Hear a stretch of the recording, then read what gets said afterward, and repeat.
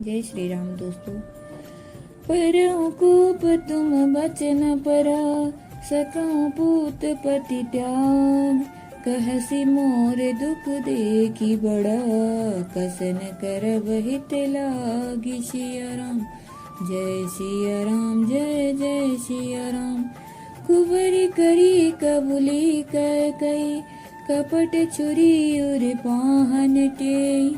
लखई न रानी निकट दुख कैसे, चरई हरित दिन बलि पशु जैसे। सुनत बात मृदु अंत कठोरी, देती मनौ मधु माहुर घोरी। कहीं चेरी सुधियहि कि नाहि, स्वामिनि कहु कथा मोहि पाई। कैकेयी ने कहा, मैं तेरे कहने से कुएं में गिर सकती हूँ, पुत्र और पति को भी छोड़ सकती हूँ। जब तू मेरा बड़ा भारी दुख देखकर कुछ कहती है तो भला मैं अपने हित के लिए उसे क्यों न करूंगी। कुबरी ने कैकेयी को कबूल करवाकर अर्थात बलि पशु बनवाकर कपट रूप छुरी को अपने कठोर हृदय रूपी पत्थर पर टेया, उसकी धार को तेज किया। रानी कैकेयी अपने निकट के शीघ्र आने वाले दुख को कैसे नहीं देखती, जैसे बालिका पशु हरी हरी घास चरता है, पर यह नहीं जानता कि मौत सिर पर नाच रहा है। मंथरा की बातें सुनने में तो कोमल है, पर परिणाम में कठोर भयानक है। मानो वह शहद में घोल कर जहर पिला रही हो। दासी कहती है, हे स्वामिनी, तुमने मुझको एक कथा कही थी, उसकी याद है कि नहीं। दुई बरदान भूप सन थाती, मांगहु आज जुड़ावहु छाती। सूतहि राजु रामई बनवासु, देहु लेहु सब सबहि हुलासु।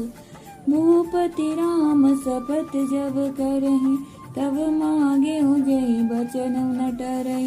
होय काजु आजु निसि बीते, वचन मोर प्रिय मानेहु जी के। बड़कु घातु करी पात किनी, कहसी कोप गृह जाऊं।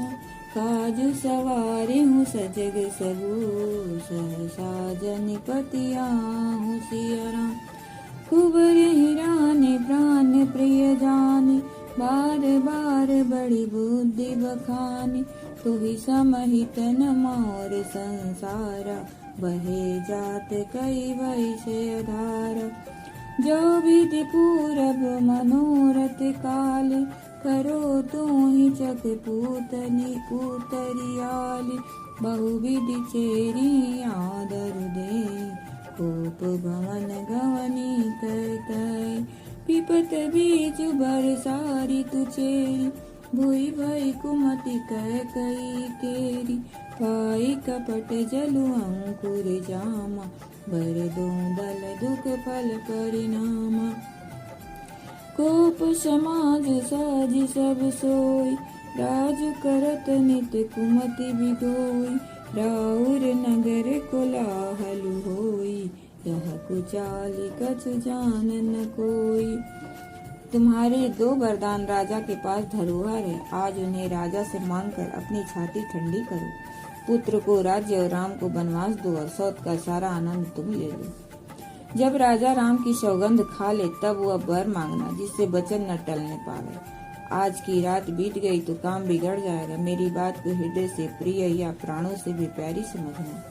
पापिनी मंथरा ने बड़ी बुरी घात लगाकर कहा, कूप भवन में जाओ, सब काम बड़ी सावधानी से बनाना। राजा पर सहसा विश्वास न कर लेना, उनकी बातों में न आ जाना।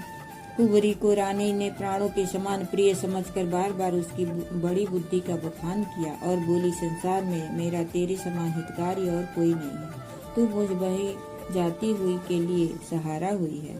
यदि विधाता कल मेरा मनोरथ पूरा कर दे तो हे सखी, मैं तुझे आंखों की पुतली बना लूं। इस प्रकार दासी को बहुत तरह से आदर देकर कैकेयी कोप भवन में चली गई। विपत्ति कलह बीज है, दासी वर्षा ऋतु है। कैकेयी की कुबुद्धि उस बीज के बोने के लिए जमीन हो गई। उसमें कपट रूपी जल पाकर अंकुर फूट निकला। दोनों वरदान उस अंकुर के दो पत्ते हैं, और अंत में इसके दुख रूपी फल होगा। कैकेयी कोप का सब साज सज कर कोप भवन में जा सोई। राज्य करती हुई वह अपनी दुष्ट बुद्धि से नष्ट हो गई। राजमहल और नगर में धूमधाम मच रही है। इस कुचाल को कोई कुछ नहीं जानता। प्रमुदित पुर नर नारी सब, सजहि सुमंगल चार। सिया राम एक प्रवेश ही एक निर्गम ही, वीर भूप दरबार। सिया राम बाल सखा सुनिहि हर्षाय, मिली 10-5 राम पहि जाहि। प्रभु आदर ही प्रेम पहचाने, पूछहि सुकल खेम मृदुबान। फिरहि भवन प्रिय आय सुपाय, करत परस पर राम बड़ाई। को रघुवीर सरिस संसारा, सीलु स्नेह निवाह निहारा। जहि जहि जोनि करम बस भ्रमहि, तह तह ईशु देव यह हमहि। सेवक हम स्वामी सिय नाहु, होहु नाथ यह और निबाहु। अस अभिलाषु नगर सब काहू, कह कह सुता हृदय अति दाहु। को न कुसंगति पाई न शाई, रहै न नीच मते चतुराई। साँझ समय सानंद नृपु, गयहु कैकई गे। गवनु निठुरता निकट किए, जनु धरि देह स्नेह। सिया राम बड़े ही आनंदित होकर नगर के सब स्त्री पुरुष शुभ मंगलाचार के साथ सज रहे हैं। कोई भीतर जाता है, कोई बाहर निकलता है। राजद्वार में बड़ी भीड़ हो रही है। श्री रामचंद्र जी के बाल सखा राज तिलक का समाचार सुनकर हृदय में हर्षित होते हैं। वे 10-5 मिलकर श्री रामचंद्र जी के पास जाते हैं। प्रेम पहचान कर प्रभु श्री रामचंद्र जी उनका आदर करते हैं और कोमल वाणी से कुशल क्षेम पूछते हैं।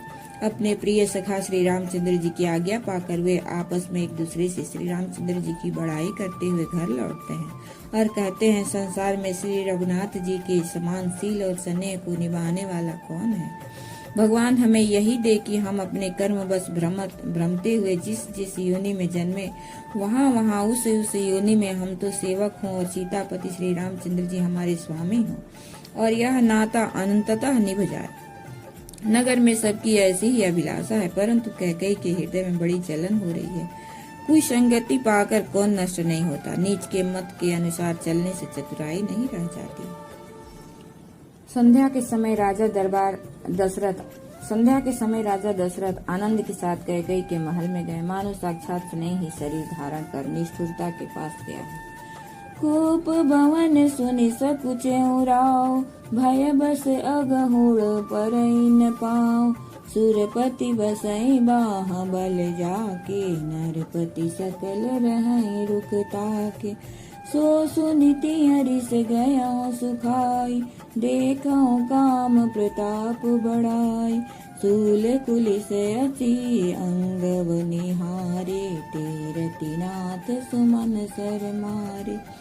सभय नरेश प्रिया पहि गयहु, देखि दशा दुख दारुण भयहु। भूमि शयन पटु मोह पोट पुराना, दिए डारि तन भूषण नाना।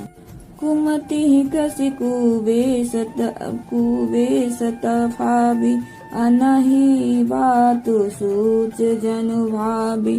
जाई निकट नृपु कह मृदुबानी, प्राण प्रिया के हेतु रिसानी। केहि हेतु रानी रिशानी, परसत पानी पति नेवारहि।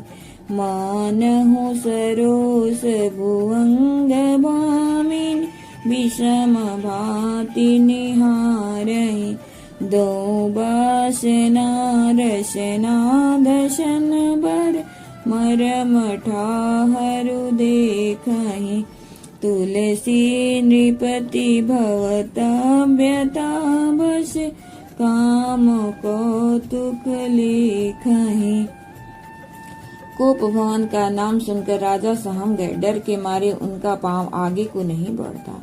स्वयं देवराज इंद्र जिनकी भुजाओं के बल पर राक्षसों से निर्भर होकर बसता और संपूर्ण राजा लोग जिनका रुख देखते रहते हैं, वही राजा दशरथ स्त्री का क्रोध सुनकर सूख गए। कामदेव का प्रताप और महिमा तो देखिए।